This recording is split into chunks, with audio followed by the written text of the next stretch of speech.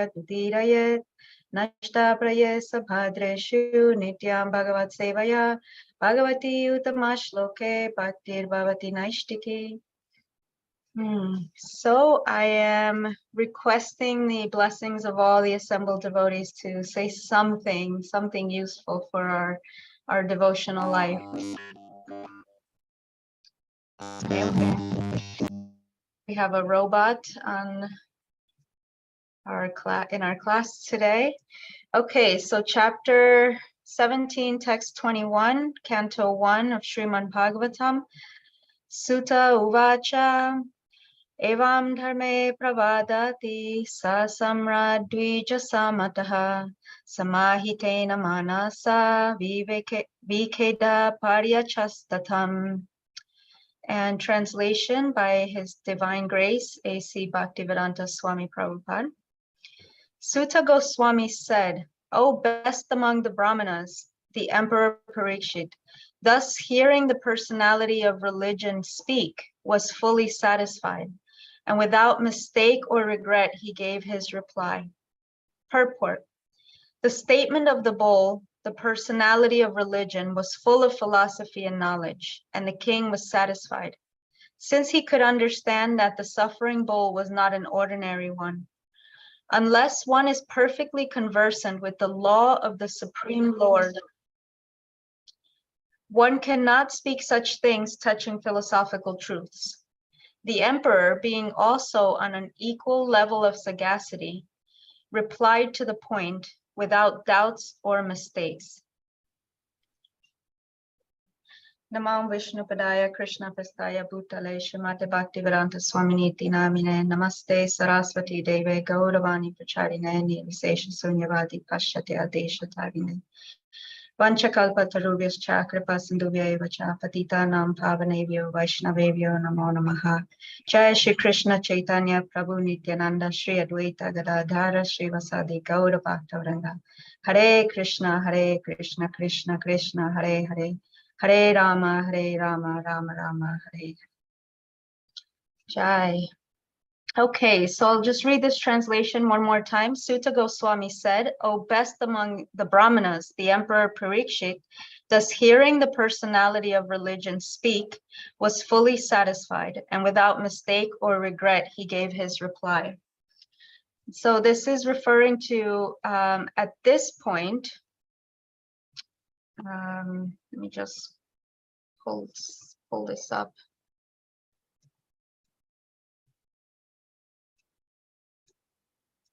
Okay, so the conversation that has been going on has been between the personality of Dharma, of religion, and King Parikshit, who happened to, so the pastime is that he happened to walk in on this scenario where the bull and the cow were being mistreated, and he's having this conversation. And so he is asked, "Who has done this to you?" And he wants to know the answers. And so then the bull says to him, he says, "Well, I can't really answer that question because we're confused about who's actually responsible for this, and that there are different ideas about the cause of suffering." And so the bull says, I'll just read those answers that he gave in the verses past, where he says, we're bewildered by all the different opinions of theoretical philosophers. Some say that it's that we ourselves are responsible for our happiness and distress, and some say that it's superhuman powers, so maybe demigods, or that nature itself is the cause of our suffering. And then he's saying that it's hard to, there are also other thinkers who say that you can't understand what the cause of distress is, that we have no idea because we are limited in our understanding. We can't even imagine, it's saying, we can't even imagine or speculate on it or speak about it. And then so he's saying, well, what do you think about this? And because of this response, the emperor could understand that this is no ordinary person. And and thinking about what that means, and he could immediately understand that this was first no ordinary bull, and that I'm just going to pull up the verse again. Yes, he could understand that the suffering bull was not an ordinary one, because he actually was speaking some truths. And so only if you're legitimate and bona fide can we actually speak of any of and touch these philosophical truths. And so how do we get this knowledge, and what is actual knowledge, and what is the law of the Supreme Lord? This is what Prabhupada is saying in the purport. And so let's explore those things, because this is a short purport, but there's a reason why this verse is here, and there's a reason why this purport is here. And so just to inquire, what is it that is being said here? It's short, but it doesn't mean that there isn't any meaning that we can derive from it that will actually help us in our spiritual life. So give me 1 second. I'm just pulling up.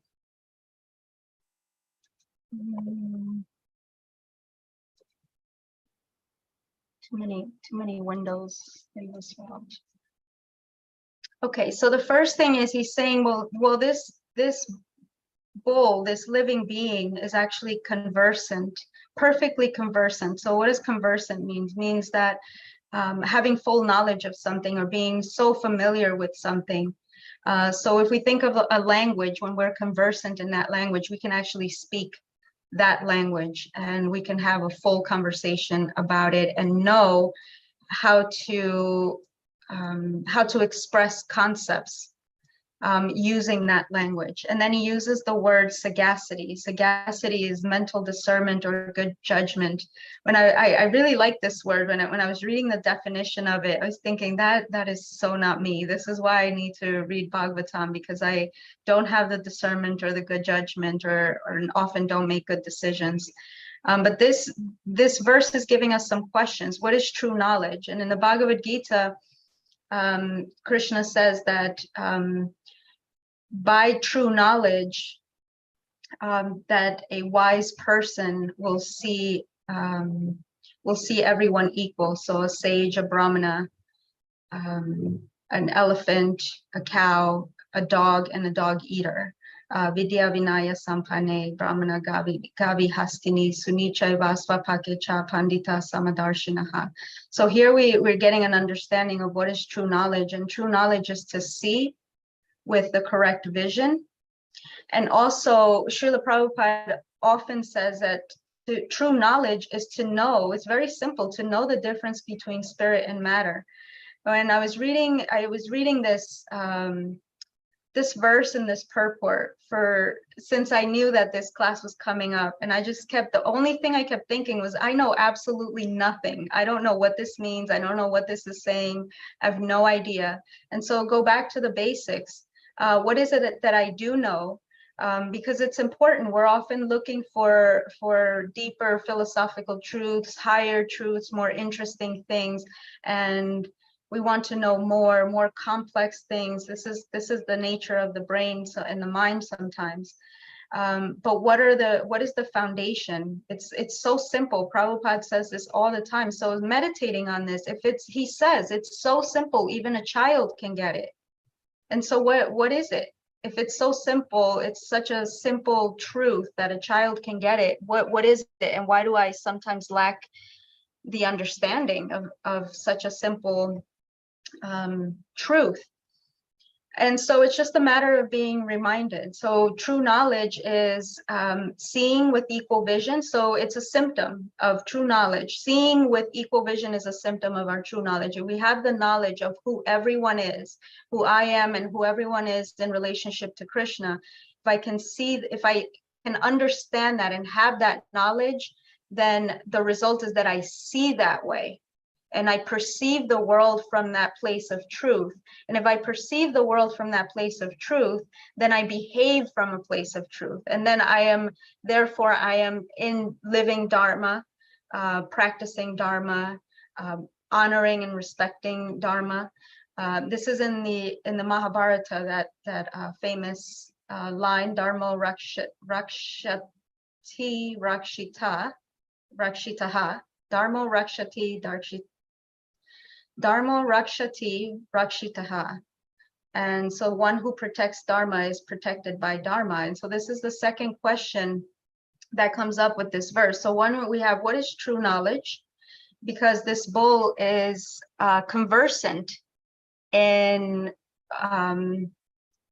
all of these things. So it says here, the statement of the bull, which is the personality of religion, was full of philosophy and knowledge, and the king was satisfied. Unless one is perfectly conversant with the law of the Supreme Lord. What is the law of the Supreme Lord? What is philosophy and knowledge? So we already started exploring a little bit about what knowledge is. And now what is true Dharma? What is the actual law of the Lord? So these are questions to ask, because we live in a world where there are many laws. Even if those of us are in different countries, we have certain laws in one country, they may differ from laws in another country. Some may be stricter, some may be more complete, more overarching. But these are laws of the world. They're not permanent, they're temporary. And so what is the true law? And Dharma is sometimes translated as law. And so we ask the question, what is it? What is this true law? What is the law of the supreme truth? And there's a letter that Prabhupada writes to one of his disciples. And he says, to profess a particular type of sect is not to profess one's Sanatan Dharma. So we have our Sanatan Dharma, our eternal Dharma, the Dharma that every jiva has in common.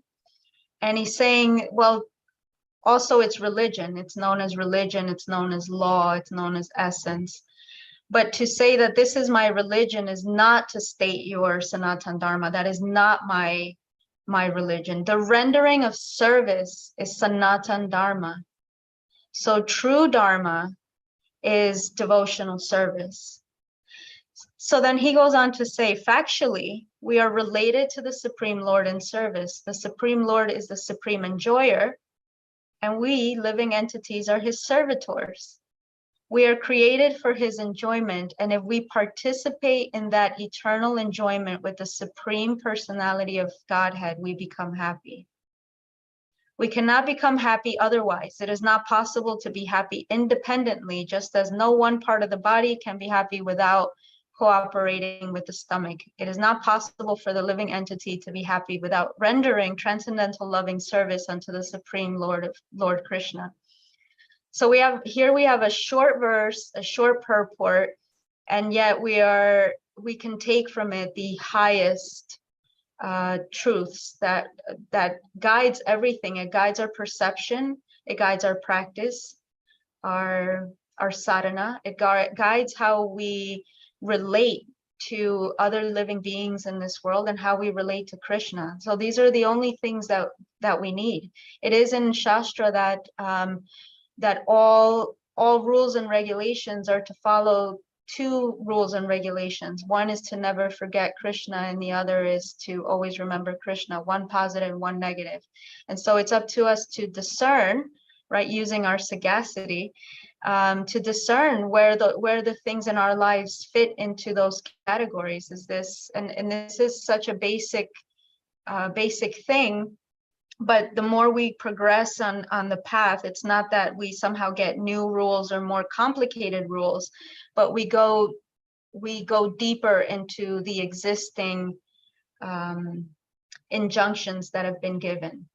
And so we just keep going to a more profound space with these lessons. So understanding what is my true identity, what is my true function here. And if I can understand just those basic things, those foundational concepts, then I have everything.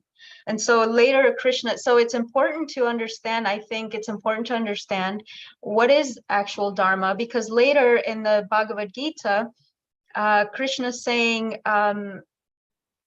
give up all varieties of religion, give up all dharmas. So what is he saying? He's not saying give up Sanatan Dharma. He's saying give up all dharmas that you hold dear in this world, all the things that give you that you think give you your identity, and that you think give you all protection, and you think give you all the things that you need are fulfilling your needs. Actually, it's none of those things. So give them up. Sarva Dharma Parityajya, surrender all varieties of religion and surrender unto me alone. So now we're back to the one law and the one truth that actually matters. I am a part and parcel of Krishna, and the only eternal thing is my relationship with him. So of course I must understand what dharma is, what dharma of this world is, and what my relationship is with it. How am I bound to it? And also, what is the dharma of my soul? What is my soul's dharma? And what am I investing my time and my energy into? Am I investing in the eternal, or am I investing in things that are temporary? And so this comes up as I think for some of us, as we get older, it starts to really sink in that, oh, this body is temporary. This is not going to last. Or we're seeing the people that we love and are around us start to have trouble with their bodies. And we see that nothing is permanent, that we are going to actually leave this body. It's a real thing that this body is mortal. I'm not going to be here forever. And that's a good case scenario, because the reality of it is I can leave this world at any moment. And I have to ask myself the question, not of how many complicated things that I understand, how many rituals that I follow perfectly, how many verses that I learn to pronounce perfectly, but did I spend my moments invested in what's eternal, because I'm not taking anything with me. And I have, this is just an experience that I think we all share, about being really, really busy and always working to try to do something, whether it's supporting ourselves and our families, or getting an education, or trying to create some stability in our lives for ourselves, for our families, for our old age, or for taking care of these bodies. Time goes by really, really quickly. And even if we do amass great things in this world, even if we can do great things and have great projects and things to show and be proud of, and maybe we write books and do whatever our service is, the reality of it is none of those things we are taking with us. But what is the only thing that's lasting is the true devotion and the true servitude and the true surrender that was the connecting piece between my intention and my action towards Krishna. So I think it's an important reminder, because we can't see that. I can't see devotion. I can only see the effects of it. I can't show it. I can't count all my devotion and say, here, Krishna, this is all I have, look. But it's still being counted. It's still being, there's no loss or diminution on this path, right? So it's still counting for something, but it's easy to overlook. I think that's my main point. It's easy to overlook because I can't see it. Krishna sees it. I can feel it, but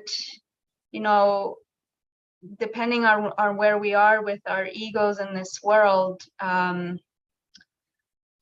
that's not one of the things we could dovetail this, wanting people to see us and see our accomplishments, and, oh, look at all these great things I've done and accomplished. Sure, we can dovetail that desire in relationship to being a loving devotee of God, and then purify that desire. But for the most part, if we're still in that space of needing to be purified, that's not what we're showing off. We're not showing off our spiritual surrender. Oh, look, Prabhu, how humble I am. We want to show things that are of this world, this house, this car, this education. Look, my children, they're so great, they're so learned, all of these things, but these are not the things that are eternal. And it's important for us to remember that. So abandon all the dharma that keeps me bound to this world, all the dharma that seeks to give me a different identity other than the true identity that I am part and parcel of Krishna, and that he's my friend, and that the only dharma that I have is to surrender onto him. And so what does that mean? Because we're also learning about sagacity, right? Having discernment. And so it's important that we are introspective and self-reflective, because sometimes those things that are closest to us, those people, those relationships that are the closest to us, they are the ones that we have this what is it called, far-sighted vision, where you only see like further away, you don't see what's right in front of you. So what is the quality of those relationships? Am I so busy trying to create something in this world, or gain something in this world, or have something to show, that I'm not giving the attention and intention that these relationships need? Am I investing eternal things into these relationships that I have, into my relationship with Krishna, my relationship with other devotees, my relationship with my sadhana? So they're questions for us to consider. So always going back to the basics, the who am I? I am an eternal servant of Krishna. I am a part and parcel. What am I, right? I'm a soul, I'm a jiva, I am not material. So this is also just having this knowledge, is having full knowledge, understanding. This is what Prabhupada says. If we can understand that difference, then everything else is okay, because then we understand what we are, what we're not, who Krishna is, what he's not. Then we can't confuse anything. When we suffer, it's often misidentification or misunderstanding of these different tattvas. So I identify with things that are material and temporary, but I'm not them. So I have a mistaken identity. And just because I misidentify material energy with who I am, which is a spiritual energy, then a whole slew of problems can come from that that foundational error of misunderstanding who we are. So who are we? We are servants of Krishna, eternal parts and parcels. What? I am made of the same stuff that Krishna is made out of. Eternal will never, yes, farsightedness will never perish. He says, my devotee will never perish. Where am I? I have to also understand this world and how it works, so that I'm not bewildered, and understanding that this is a temporary place. This is not, if I get very, very comfortable here or try to build things, I should not be mistaken thinking that they will last. It's like building sand castles, that they will eventually be washed away by time. Where, when? I'm here eternally, but I'm here only for a short amount of time. And why? I got here because of my own desires, to enjoy and to be the center, and to be a little mini Krishna. And the how is by continuing to desire. I continue to ensure another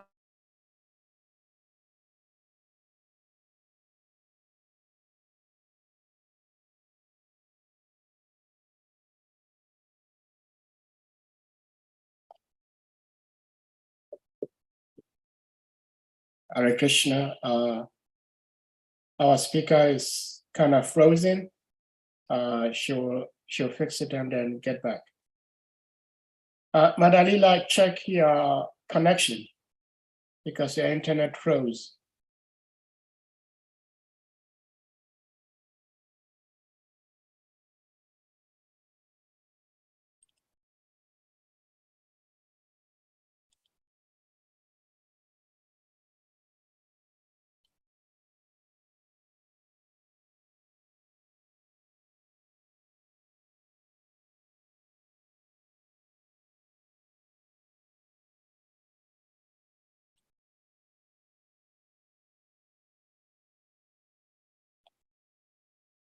We're waiting for her to reconnect. Okay.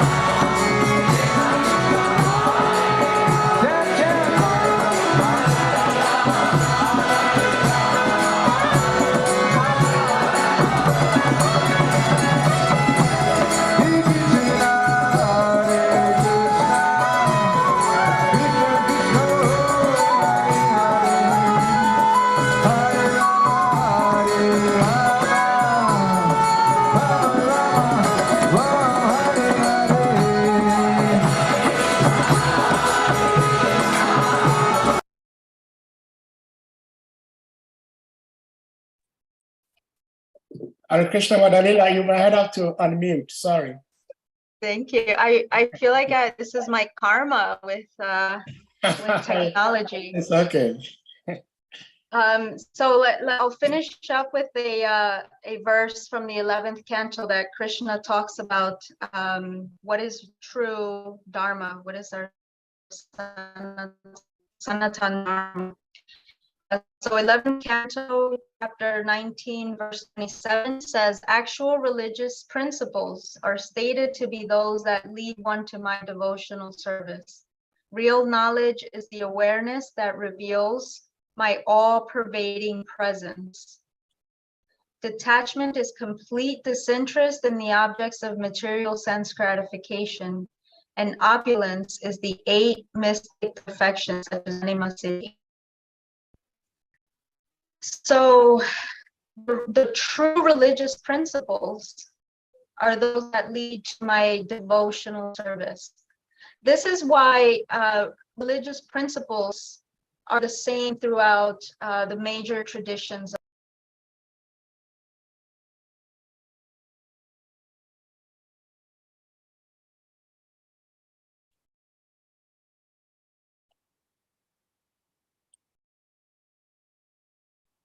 Because true religion, true Sanatana Dharma, transcends all of these different designations of that tradition. And Krishna himself is saying that the thing to do, the religious principle to follow, is the one that just leads back to my devotional service, back to me. And so this is the simple truth that we always need to be reminded of. It's just always going back to our relationship with him, because then it's all just enjoyment. And he's saying this in this verse. I found this incredibly, Prabhupada is saying this in his letter. We are created for his enjoyment, and if we participate in that internal enjoyment, in that eternal enjoyment with the Supreme Personality of Godhead, we become happy. So our entire to-do list in this world is to just participate in Krishna Lila and enjoy. In that sense, it brings us back to what I said about Prabhupada in the beginning, saying so simple that even a child can understand it. That I can understand. To just remember that my purpose is to be in relationship with him. And the highest expression of that relationship is engaging and serving his Leela so that he can enjoy. And it's such a perfectly designed system that just by him enjoying, watering the roots of the tree, then I'm enjoying and I'm happy. And I can stop the constant, what is that word? The constant scheming for my own happiness. And that, I think, takes so much pressure off. We do so much, we have so much pressure on on our shoulders because of the globalization and the advancement in technology. We have so much more facility to do things, and we have the pressure to actually do it, even in our service, so much pressure to do, produce, be effective, be productive, keep doing. But it's also, and while fulfilling the order of the spiritual master is our life and our breath, it's still always important to remember that foundational premise that we do that because of our relationship with the spiritual master. We have a relationship with the spiritual master because of our relationship with Krishna. And our relationship with Krishna is that we're his friends, and we're just engaging in his, we can step into, I think Bhakti Tirtha Maharaj said this, accept the available reality. Am I quoting that right? And anyone who remembers, accept the available reality. In any given moment, we can choose from this temporary, uncomfortable reality that is here. It's real. I can feel it. I'm experiencing it. It's not forever, but it's real in that sense. Or I can accept the available reality that I can engage with Krishna's pastimes, or I can engage with Krishna, or I can engage with the devotees of Krishna, or I can engage with the holy name, or any type of service. I can engage with the Bhagavatam that is a living incarnation of Krishna. And then thereby I am choosing another available reality that is the eternal. And in that moment, I am investing the only thing that I have, which is my consciousness in this moment, the only thing that is mine that I can say I have, and ultimately it's not even mine, it's Krishna's. But that's the only thing that I have to spend, not invest it in the eternal. So those are some thoughts on this micro purport.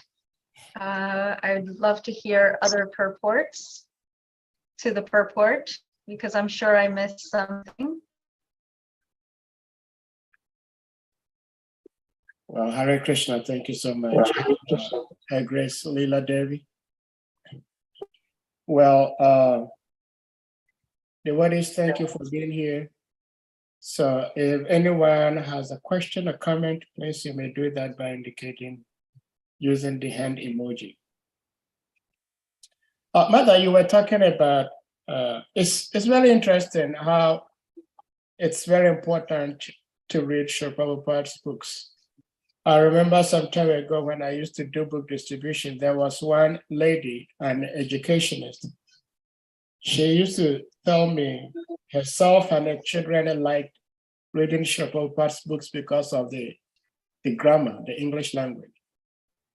So Srila Prabhupada used this very keen word, sagacity, sagacious, you know, having, being a shrewd person, or having a very acute mental discernment.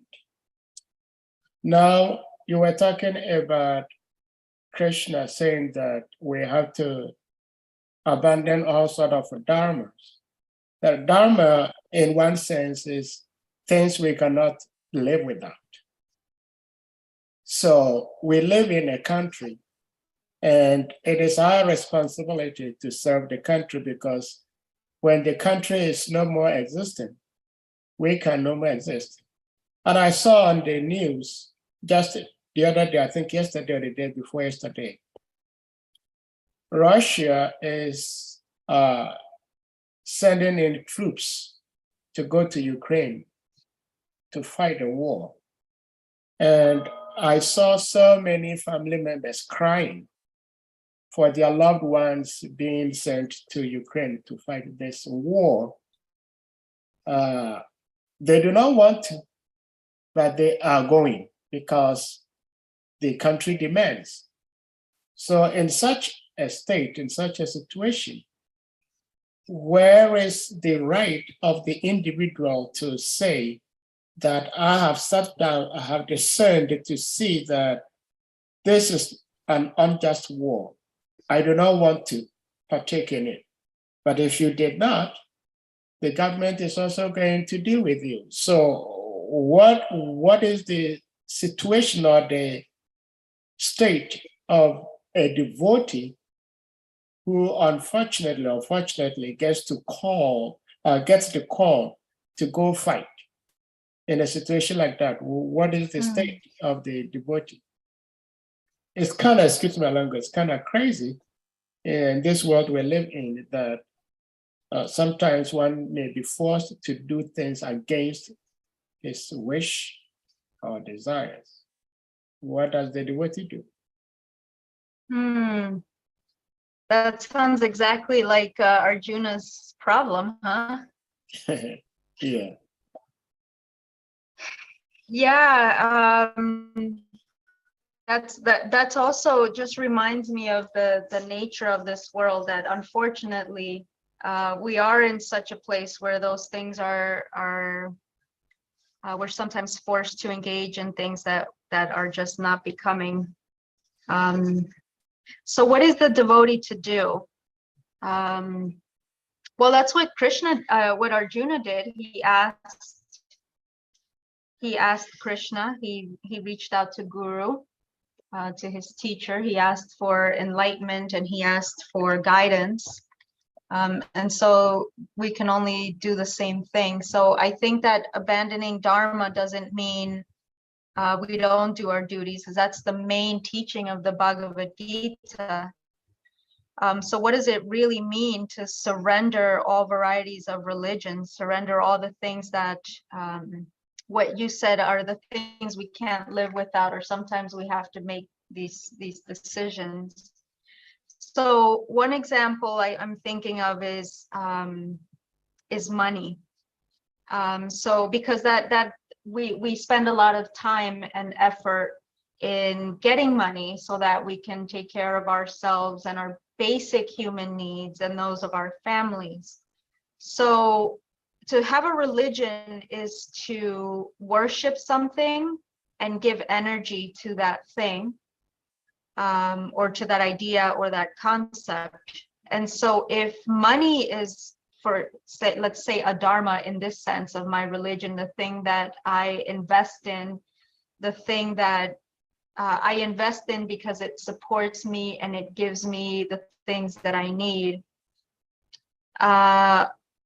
One could say that to surrender that dharma doesn't mean that all of a sudden I don't need money because I won't need food, because if I surrender to Krishna, I'll no longer be hungry. What it means is surrender the dharma, thinking that that is the thing that is giving you what you need, that is giving me my sustenance and maintaining me.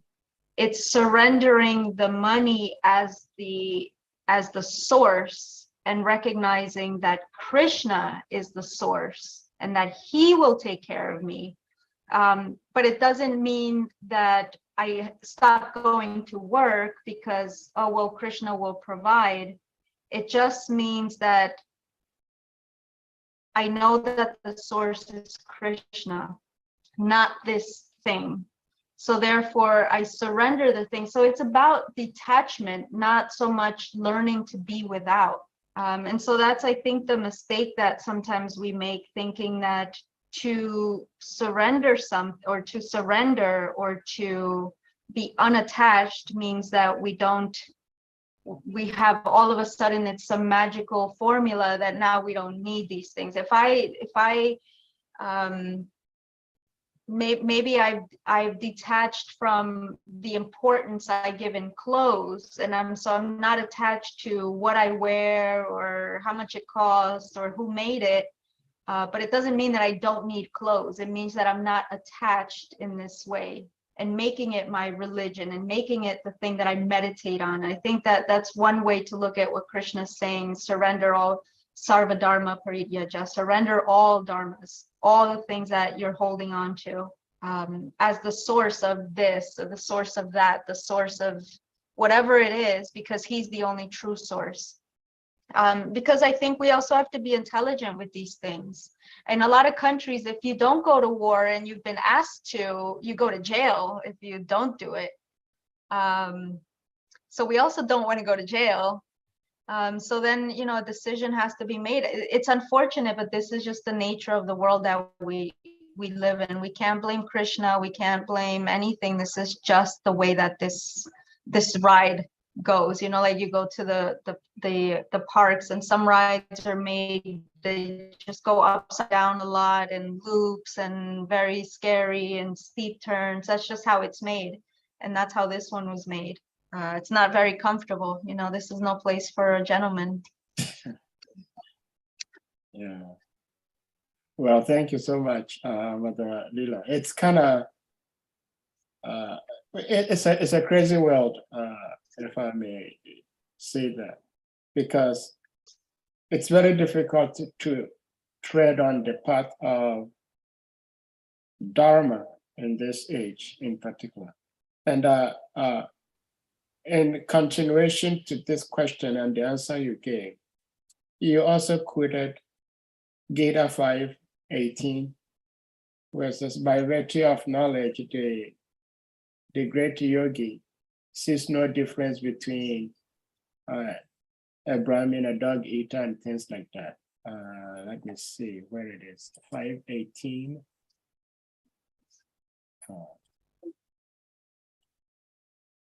Sorry, 5:18. Okay, the humble sages, by virtue of true knowledge, see with equal vision a learned and gentle Brahmin, a cow, an elephant, a dog, and a dog eater outcast. Well, this is what Krishna is saying.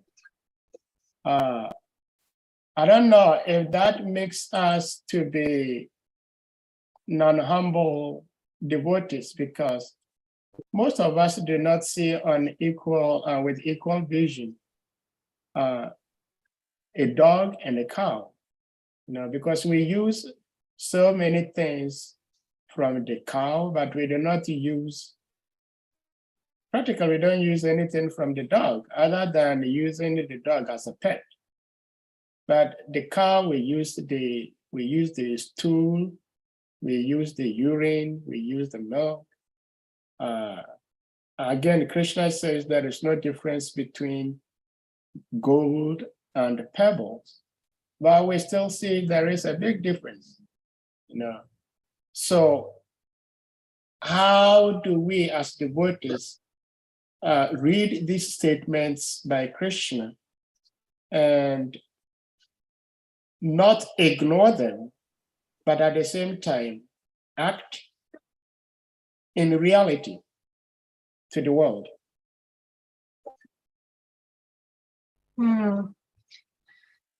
I think it goes back to the introspection, to being self-reflective and really, really honest with oneself, because it's an internal mood, and only if we are very honest with ourselves and very self-reflective, only will we know the truth of the depth of our understanding of that verse. And Krishna knows, but we've seen that even ourselves or other people, they can behave as if they see everyone as equal, but we know that that's not in the heart. You can feel it. So sure, sometimes you fake it until you make it, but it's an internal mood.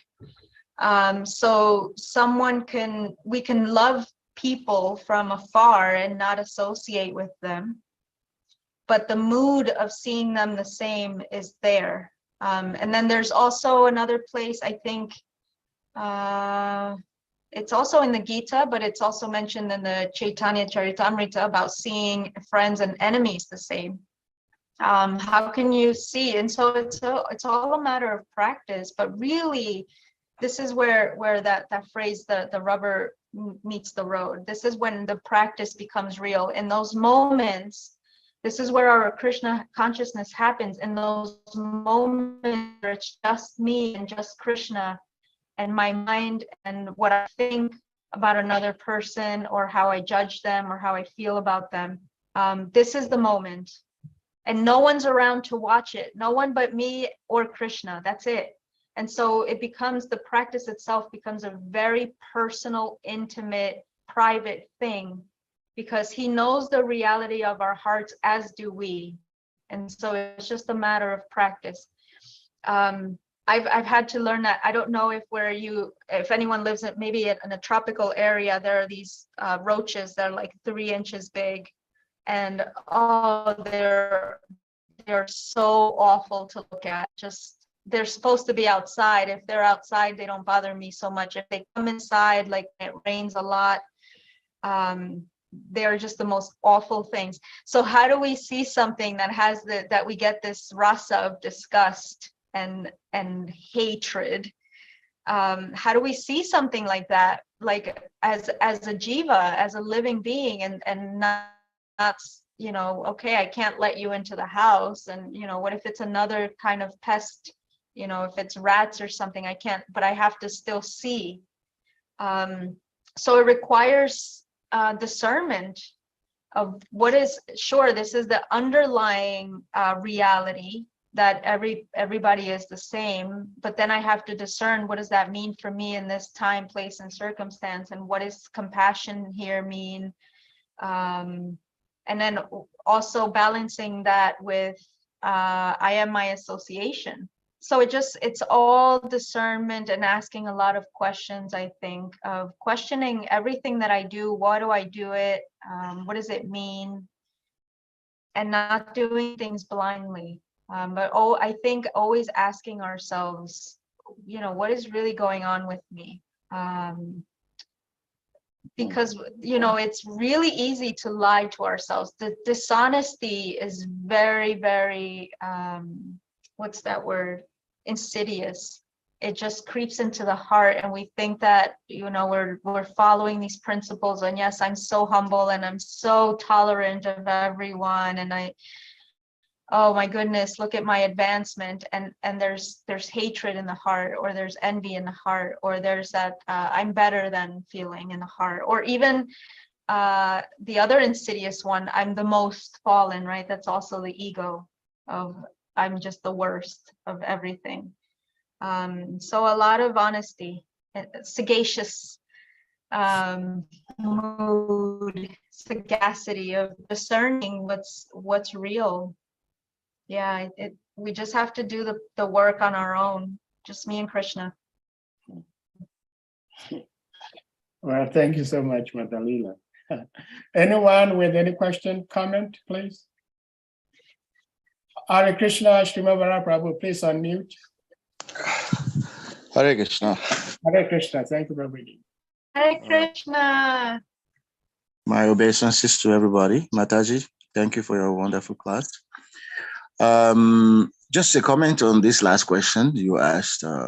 It's very, very, I would say, very tricky question, because sometimes it may seem like Krishna teaches something that actually is difficult to practice.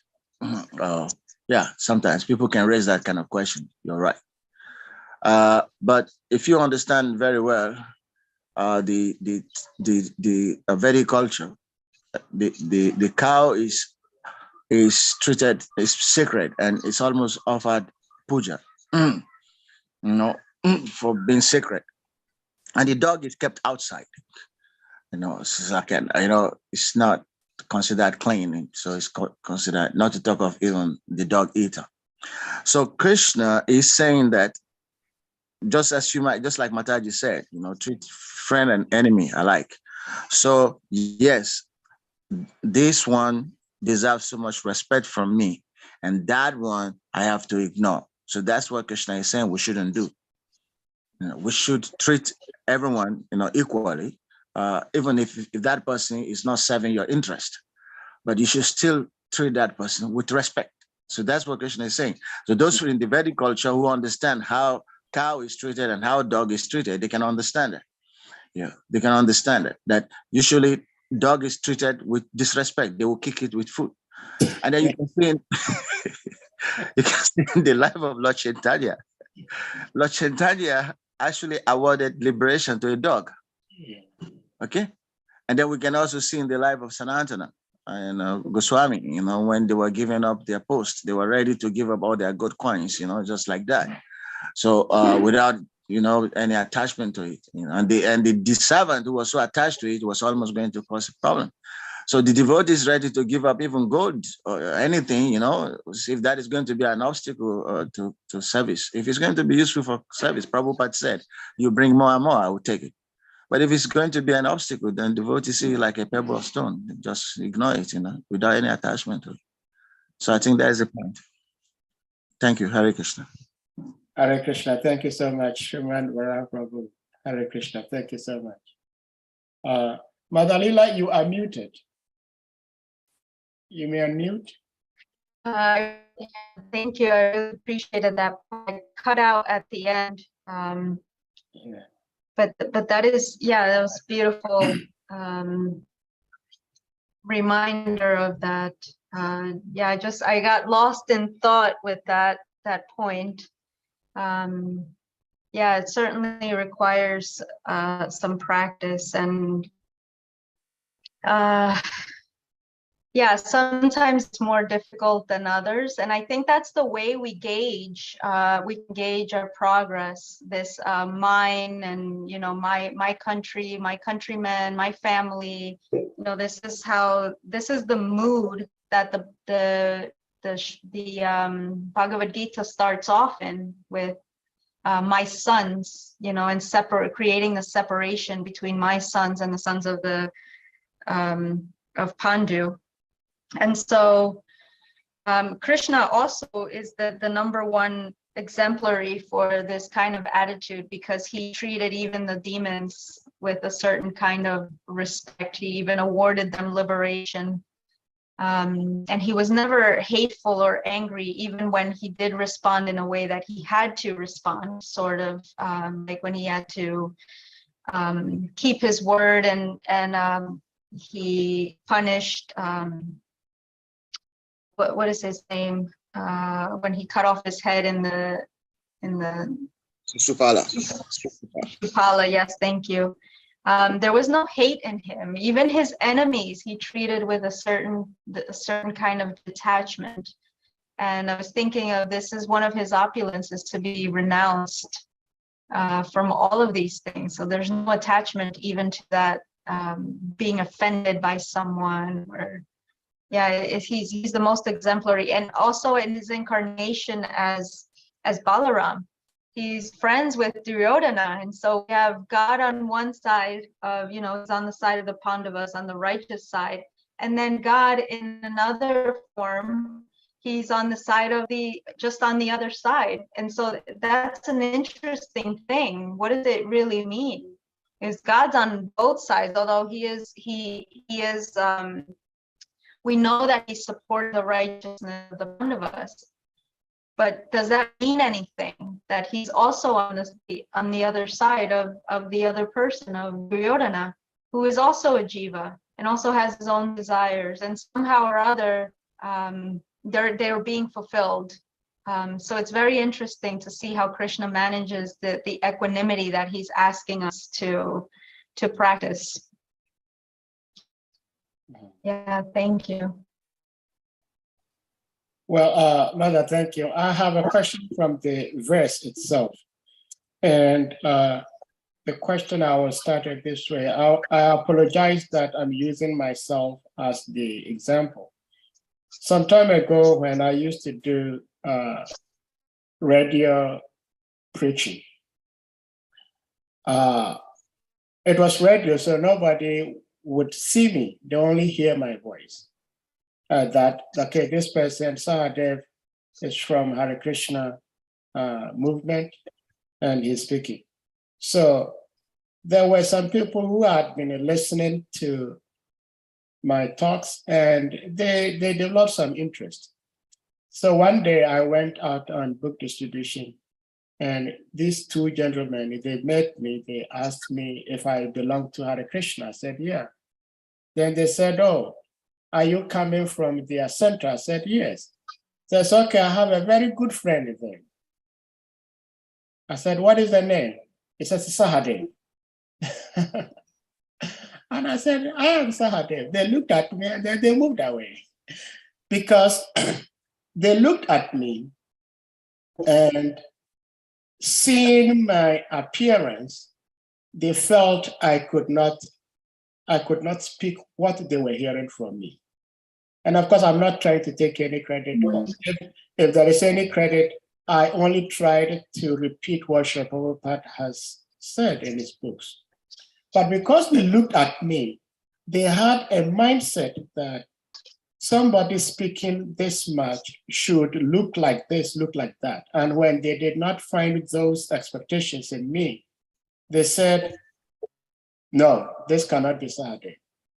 Sometimes when we go out preaching and you put on like ordinary attire, you do not dress as a devotee, and there is a spiritual topic, and then you give in an input, people seem to admire you. But as soon as they realize that you are a Christian, no matter how much wisdom you were saying, they will say no. So I'll put the verse on the screen again to explain what I'm saying. Sutta Goswami said, "O best among the Brahmins, the emperor Parikshit, thus hearing the personality of religion speak, was fully satisfied, and without mistake or regret, he gave his reply." Now, here, the statement, where is it? The statement of the bull, the personality of religion was full of philosophy and knowledge, and the king was satisfied.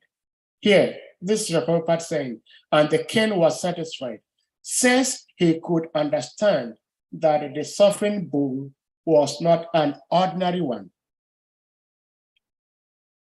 Do you get my point here, Mother Lila? Prabhupada is saying here that Maharaj Parikshit accepted and was very pleased with the philosophy and the knowledge coming from the bull, from the suffering bull, because he realized that the suffering bull was not an ordinary one.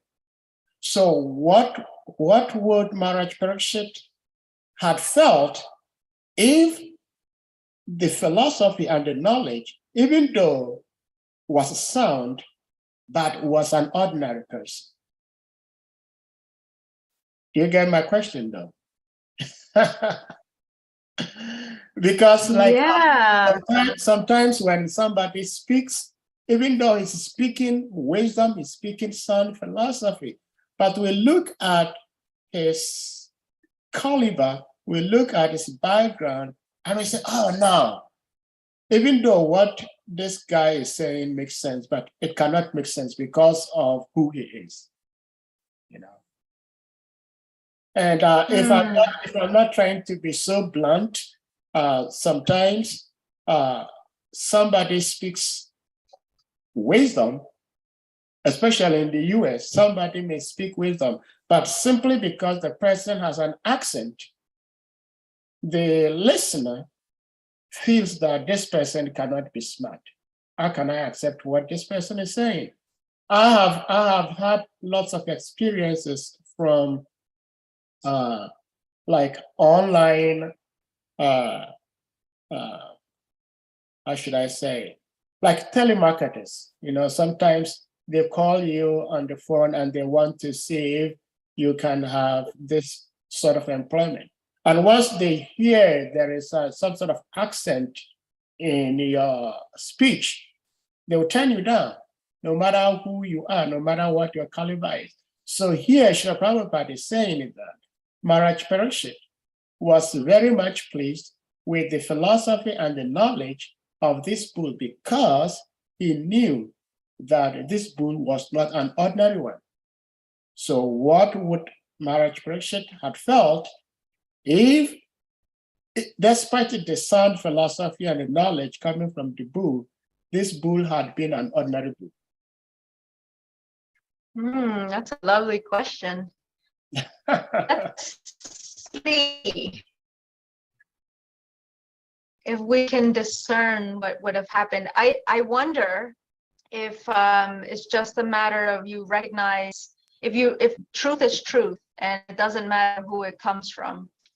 So I would say that I think unfortunately, that is not the case most of the time, that truth is truth no matter who it's coming from. Sometimes well, people in this, only accept the right, truth if it's coming from a particular person, you know. yes.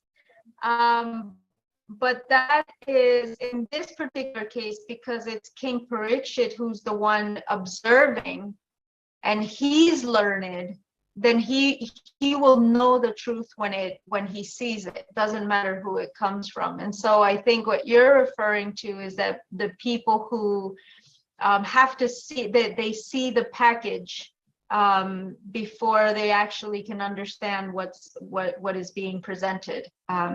And so, yeah, unfortunately, sometimes we are just on the on that platform, or just on the physical or material or very gross platform of, you know, my eyes tell me everything and there's nothing else. And so sometimes people just don't have subtlety to see past those things, that the senses are so just like heavy and covered over that there's no subtlety. And so, you know, it's like I have to see it to believe it, and then it has to look in a way that I accept, and it's just unfortunate. But I think in this particular case, the king himself would have recognized the truth, because he doesn't have that problem. He's already wise, and this is the last, I think this is the last king, right, who was righteous, and before like Kali Yuga really took over. But we remember that this is the way it was supposed to be, that the kings already had knowledge so that they can discern knowledge when they see it, and that they can discern the truth when they came up against it. We don't have that, you know, we get very bewildered and confused, and there's so much and too many options of knowledge out there. So it's not just, it really goes into the eye of the beholder, right? If the person just can't see, you just can't see the truth. It doesn't matter if it like slaps you in the face or 100 people tell you, you won't hear it. That happens sometimes when we share something with someone and they don't pay attention. They're like, oh yeah, that's nice. And if someone else says it, then it becomes like the most interesting thing they ever heard. And you're like, well, I told you that, you know, last week or 2 years ago. So unfortunately, we do have those biases. The only thing we can do is just be aware of them. Pick up on these scenarios, such as what you just did of noticing that this is a bias that the king did not have. He just didn't, because he was already wise. And so we also have to become wise like that, like purify what we're seeing, our senses, so that we don't make as many mistakes in what we're seeing. Well, thank you so much. That reminds me of a statement one, I wouldn't say wise, but very smart person said. It says, if you happen to know a particular person as complete lunatic, he's mad on the street, and you driving in your car, you're reversing, and then this mad person screams, "Hey, stop! There is a ditch." Are you going to say, oh, because this person is a madman, I'm not going to stop? You're going to stop anyway. So I think if, as devotees, if we just accept the truth, regardless of where it's coming from, who it's coming from, I think it goes a long way helping us ourselves. Yeah, agreed. Agreed. It's like gold mining, right? You have to like have really keen eye for finding something valuable amidst a lot of dirt. Yeah. Shrimad Mahaprabhu, please unmute. Hare Krishna. Yeah, first, I want to thank Mataji for that answer. Very, very nice. It was going on. Thank you very much for that answer. I mean, Mara Parishit is a sage. And there is a saying that a wise man can pick knowledge from pick gold from what is it, dustbin, Dustbin, yeah. from a refuse dump. Yeah. A wise man can take gold from refuse dump, and he can also get knowledge from a fool. From a fool, he can, So so because he's wise, so he's able to recognize. Just it's not because of what the bull is, but it's because of what Mara Parishit is that makes him to be able to recognize that in the first place. So it's a very good answer. I mean, I thank you for that answer. A wise man does the opposite. A wise man, even from a fool, he would learn something, and from a refuse dump, he will pick gold. Okay, but there's another aspect to your question, which is very interesting, and that is in fact why I want to make this contribution.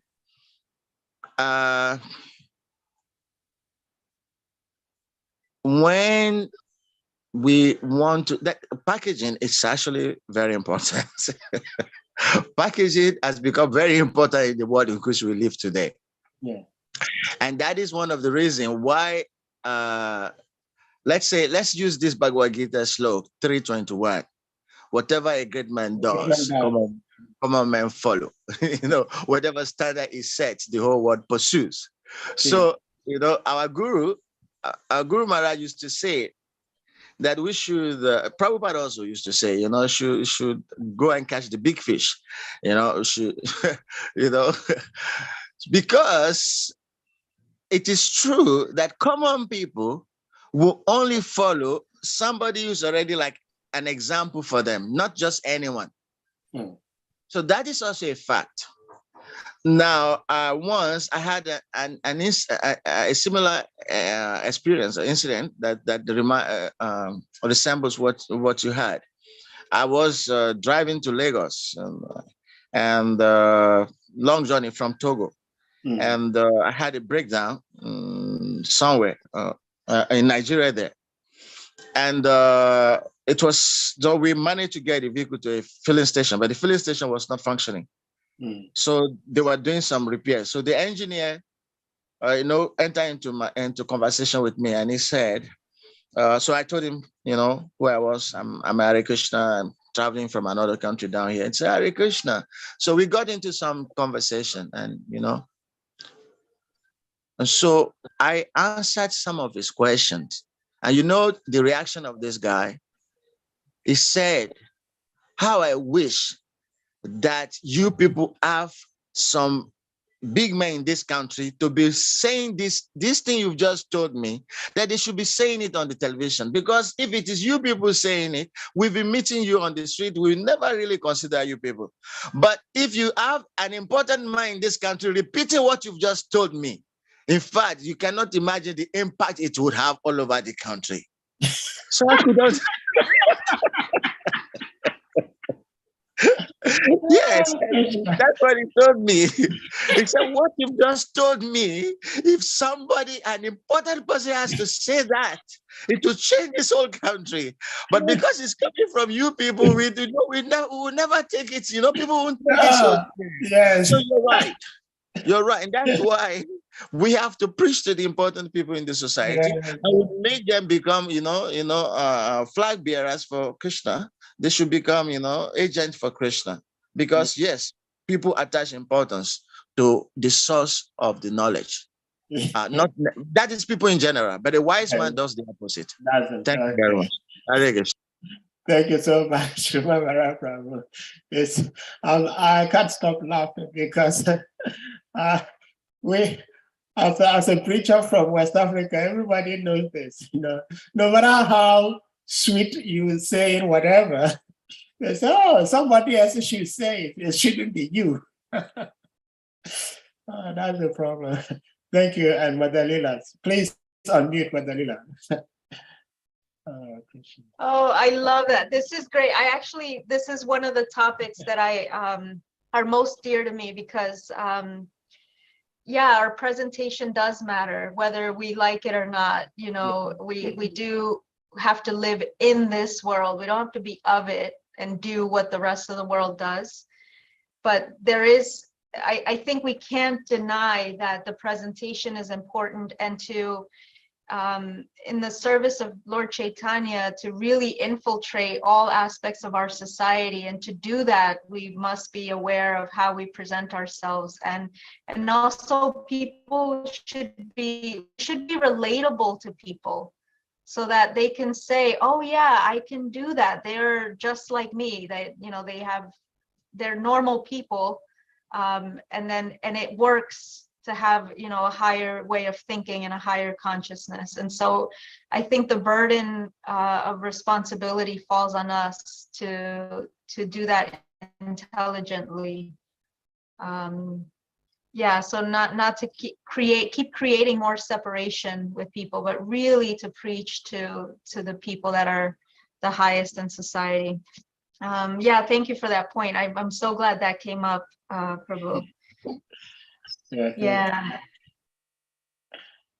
See, I had one Muslim guy, I would say a friend, because during those days, he would always call on the radio programs, and he would always support whatever I was saying.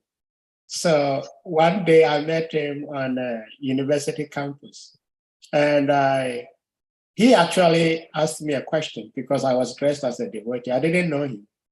So he told me, oh, there is this person coming on the radio. I said, oh, that's me. He looked at me and he wasn't very happy, because I'm smallish.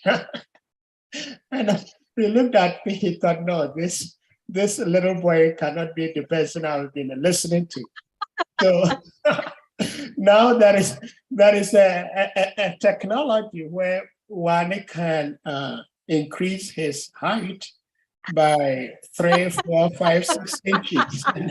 And I saw this guy, he paid like $150,000 or so to extend his height by 6 inches, because that's how he feels.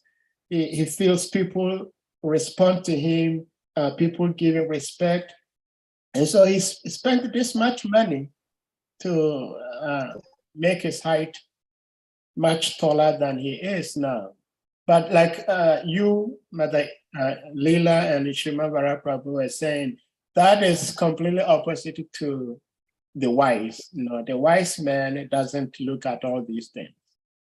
So I think we should try to take cue from such wise people, that we only take knowledge from a particular sect of society or a particular type of person. So this person is not Hare Krishna, so I'm not going to listen to what he's saying. I think we can learn from such things. Thank you so much. Yeah, thank you. Wow, so funny. Hare Krishna. Yeah. Anyone else with any question, comment? Okay, so at this point, we're going to ask all the devotees to kindly unmute, and then we chant big Hare Krishna Mahamantra to express our appreciation to our speaker for being here and enlightening us. Jai. Hare Krishna, Hare Krishna, Hare Krishna, Krishna Krishna, Krishna Krishna, Hare Hare, Hare Rama, Hare Rama, Rama Rama, Hare Hare. Panchakapa, Prabhyascha, Kripa Sindhavya Ivacha, Patitanam Pavanabhyo, Vaishnavibhyo Namo Namaha. Jai. Krishna Devi.